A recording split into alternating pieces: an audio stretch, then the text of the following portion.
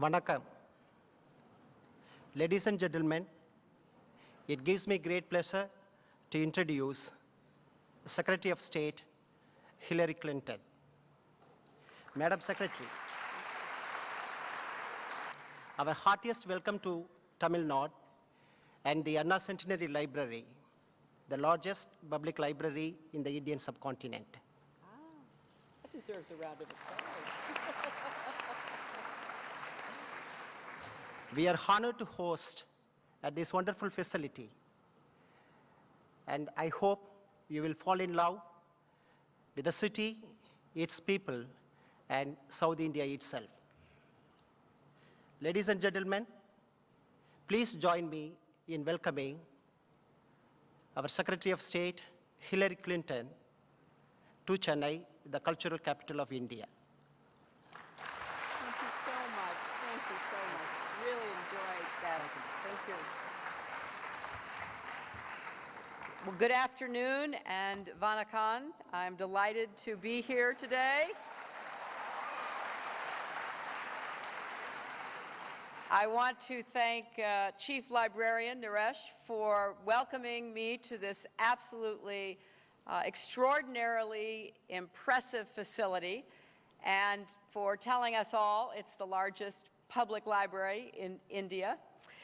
And I am delighted to finally be here in Chennai. I've been coming to India since the 1990s as my country's First Lady, as a senator from New York, and as a Secretary of State in the Obama administration. But this is the first opportunity to come to this extraordinary coastal city here in the South, and one that means so much to so many in my own country and elsewhere.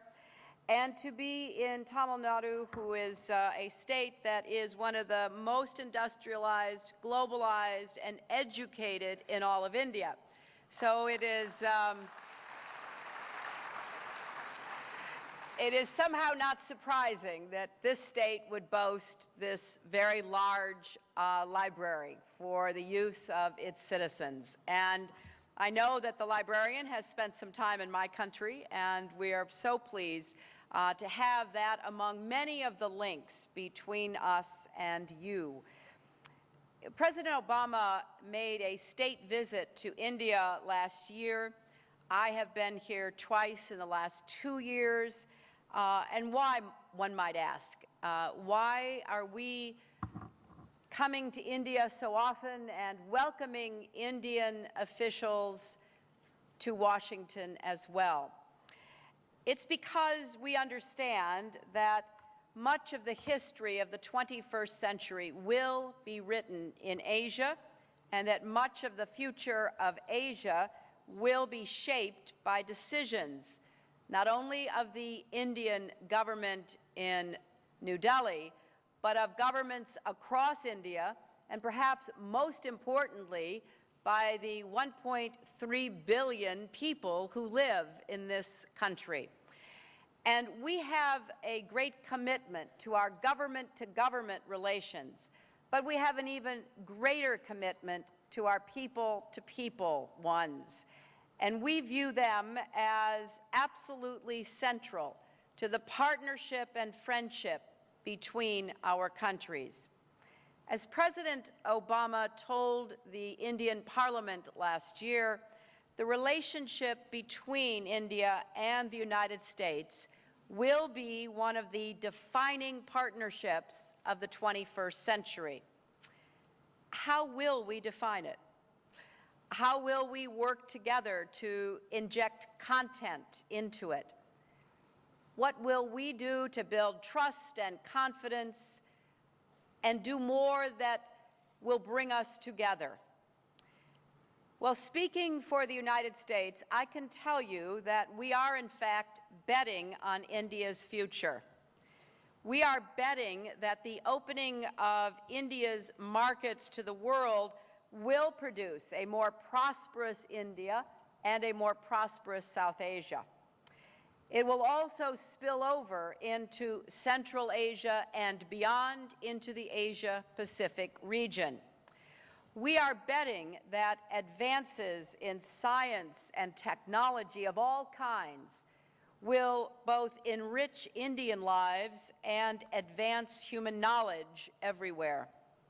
And we are betting that India's vibrant, pluralistic democracy will produce measurable results and improvements for your citizens and will inspire others to follow a similar path of openness and tolerance. Now, we are making this bet not out of some blind faith, but because we have watched the progress of India with great admiration. You have maintained that democratic foundation while focusing on improving lives, particularly on the poorest among you, in a way that the United States both recognizes and admires.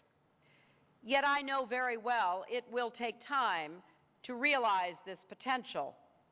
And I also know, because I hear it from friends and colleagues, and I see it from time to time in the Indian press, which is so exciting to read. I never know what I'm going to find when I turn the page of one of your newspapers, and I'm always both delighted and surprised. But I find that there are those who raise questions about the direction of the relationship between us. And I understand that. It is true that we are different countries with different histories and backgrounds, and we will, from time to time, disagree, as any two nations, or frankly, any two friends, inevitably will do. But we believe that our differences are far outweighed by our deep and abiding bonds. Our nations are built on the same bedrock beliefs about democracy, pluralism, opportunity, and innovation. We share common interests like stopping terrorism and spurring balanced and broad-based economic growth that goes deeply into our societies.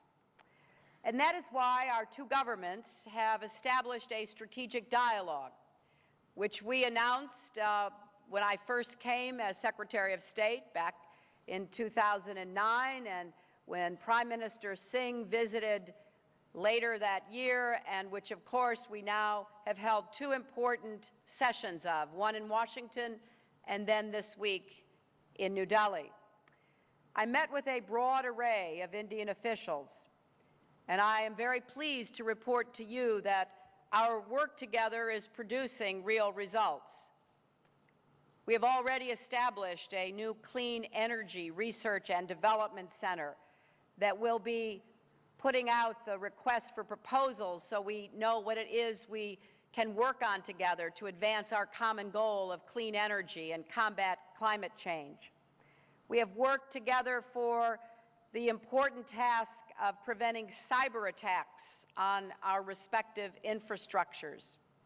We are talking about a new bilateral investment treaty that will build on the 20% increase in trade we've